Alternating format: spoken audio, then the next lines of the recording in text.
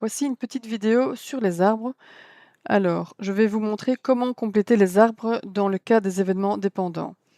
Vous voyez ici que dans les événements dépendants interviennent les probabilités conditionnelles. Eh bien, nous allons voir en détail comment utiliser toutes les données de ces probabilités, notamment dans les exercices. Les événements indépendants ne nous concernent pas dans ce cas-ci, puisqu'ils sont beaucoup plus simples, vu qu'il n'y a pas les probabilités conditionnelles.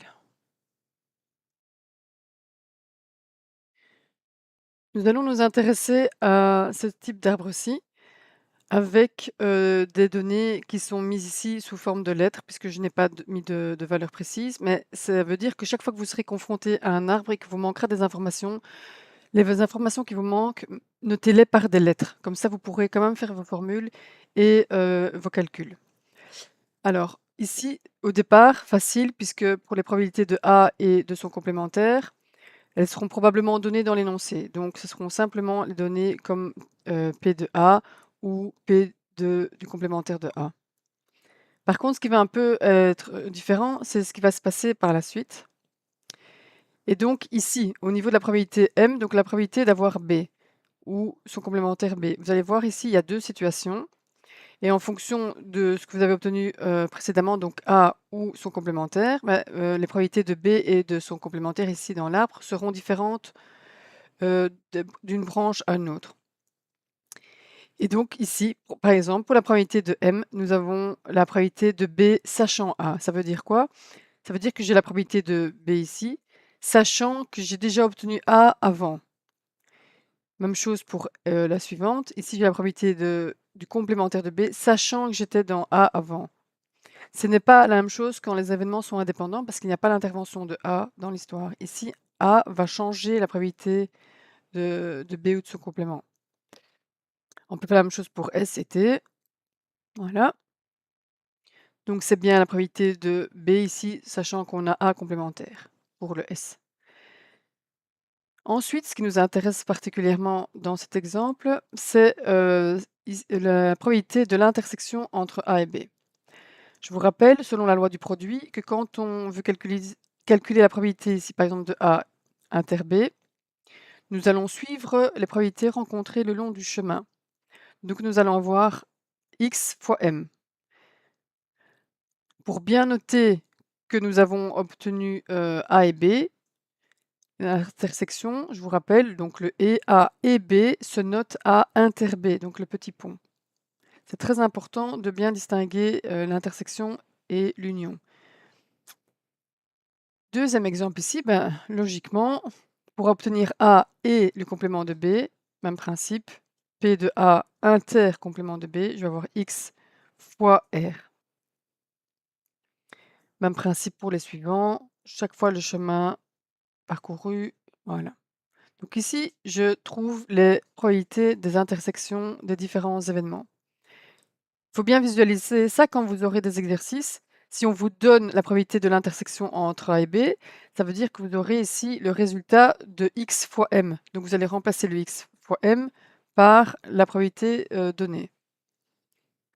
Nous verrons ça tout de suite dans les exemples concrets. Voilà, donc je vous rappelle ce qui a été utilisé. On a multiplié les probabilités rencontrées le long des branches et la loi du produit. Car effectivement, on a 2 événements qui se sont réalisés. Donc, quand on peut utiliser les mots et les mots puis, donc ici c'est A et B ou bien A puis B, on utilise la loi du produit. Deuxième situation, dans laquelle on peut, trouver des difficultés, c'est calculer ici, la probabilité de B ou de son complément. Alors c'est un peu plus spécifique parce que vous allez voir, il va falloir jongler entre plusieurs branches et plusieurs chemins. Alors toujours, probabilité de A et de son complément qui sont donnés x et y, pas de changement, mais ici, voilà, donc pas de changement au niveau des intersections non plus. C'est par contre ce qui va se passer, avec les histoires de B. Alors ça veut dire quoi? Eh bien, je voudrais la probabilité de B, mais est-ce que je vais prendre le chemin de B avec A ou est-ce que je vais prendre le chemin de B avec le complément de A? Mais on va prendre les 2. Donc ça veut dire que soit je prends le premier chemin, soit je prends le deuxième chemin. Donc, ou bien je prends celui-là, ou bien je prends celui-là. Le ou doit vous donner un indice, puisque ce ou, ça veut dire qu'on va utiliser la loi de la somme. Et donc, la loi de la somme, on va additionner les deux résultats des chemins. Donc, on pourrait même mettre que c'est l'union de ces deux chemins. Alors, pour simplifier l'écriture, moi, j'ai simplement additionné directement les résultats obtenus au bout du chemin. Et donc, je vais avoir xm plus ys. Si maintenant je voulais calculer la probabilité du complément de B, je vais donc prendre la probabilité de A inter complément de B, donc XR, plus la probabilité du complément de A inter complément de B, ici. Donc XR plus YT. C'est ce que j'ai représenté par des petits triangles. Donc quand je vais additionner ces deux résultats ici, les deux résultats obtenus au bout du chemin, je vais obtenir la probabilité complète de B ou de son complément. Et donc dans un des énoncés, si on vous donne la probabilité de B, il ne faudra pas oublier de se dire, ah ben ça veut dire que la probabilité de B, elle va être constituée de la somme de ce chemin-ci et de l'autre chemin. Troisième situation qu'on pourra avoir, c'est P de A union B. Donc ça veut dire que ou bien on a A, ou bien on a B. Alors je reprends toujours mon arbre d'origine, voilà, avec ces données-là. Et donc on parlait de A union B, ça veut dire que je vais prendre tous les résultats de A. Alors A, il est ici, donc forcément je prends le premier chemin et le deuxième chemin. Mais je veux aussi tous les résultats de B, puisque c'est A union B. Donc je prends tout ce qui concerne B. Alors B, on l'a déjà pris ici, donc je le reprends qu'une fois. Mais par contre, il reste encore un B à la troisième ligne. Donc je vais prendre les résultats de ces trois lignes-ci. Et comme c'est union, loi de la somme, je vais additionner ces trois résultats. Voilà, et ces trois résultats, donc xm plus xr plus ys, vont me donner la probabilité de A union B.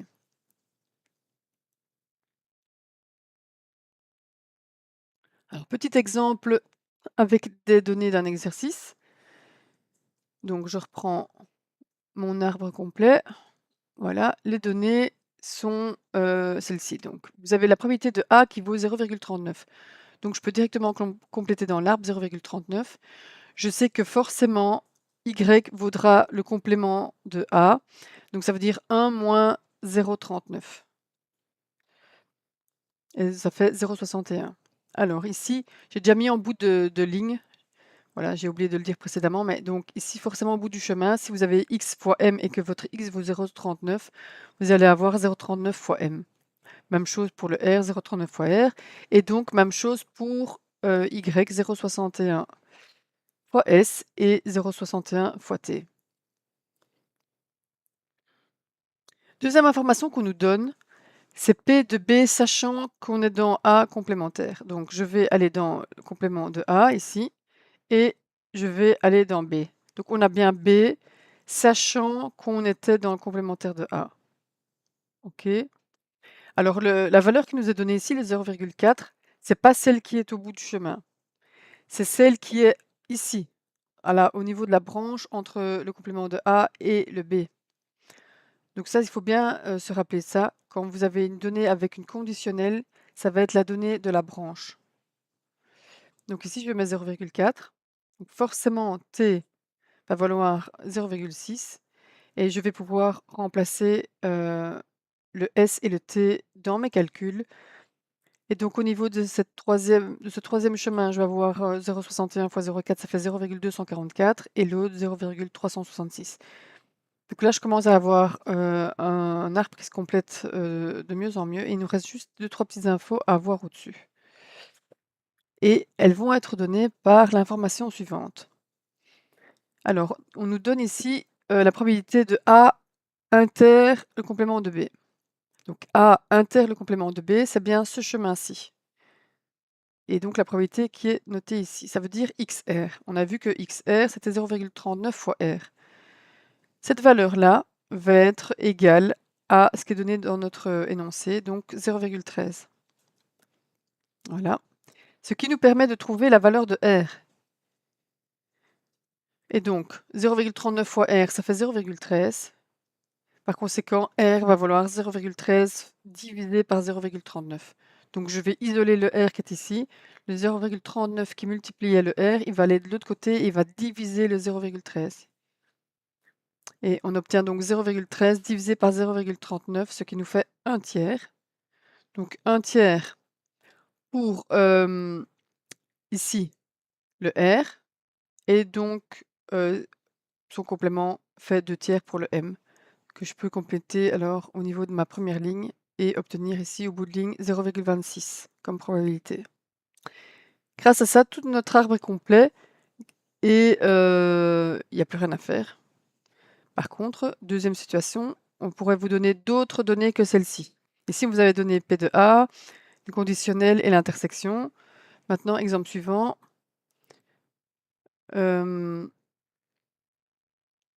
Justement, je voudrais trouver cette fois-ci la probabilité de B et de ce complément.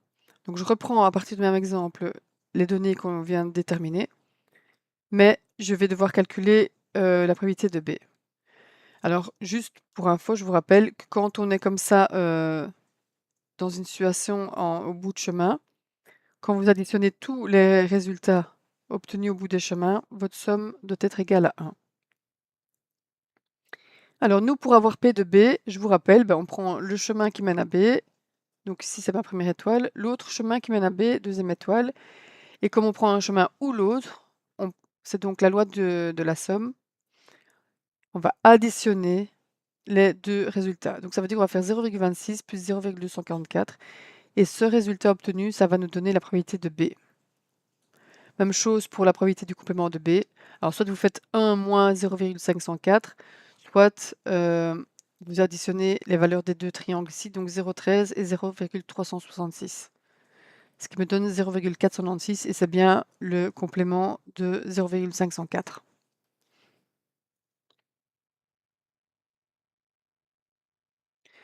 Toujours dans le même exercice, si je veux A union B, je veux tous les A, donc j'ai forcément ces deux chemins-ci. Je veux encore tous les B, donc j'ai ce chemin-ci plus ce chemin-là. J'aurais pu aussi demander la probabilité de A union B complément. Donc ça veut dire que j'aurais dû avoir celui-ci, donc le complémentaire de B ici, plutôt que celui-là. Moi c'est B, donc je me raccroche à ce B de troisième ligne. Je vais donc additionner les trois résultats obtenus ici avec les boules bleues. Et ça me donne 0,634. Une fois qu'on a toutes les données dans l'arbre et qu'on a calculé au bout des chemins, c'est facile de déterminer la probabilité de A union B. Voilà. Dans cette vidéo, je vous ai présenté la manière d'obtenir les probabilités des intersections, la probabilité de l'union, la probabilité de B. Mais dans un autre exercice, on aurait pu vous donner d'autres données et calculer, par exemple, la probabilité de A ou la probabilité de B, sachant qu'on est dans le complément de A, etc. Donc ça ne sera pas systématiquement toujours les mêmes données qui seront fournies dans l'exercice. On peut jongler dans tous les sens avec l'arbre, mais il faut toujours bien vous rappeler quelles données je mets à quel endroit et que ça correspond à quelle lettre. Et après, utiliser les formules adéquates et en déduire finalement petit à petit chacune des valeurs de ces lettres. Voilà, bon travail!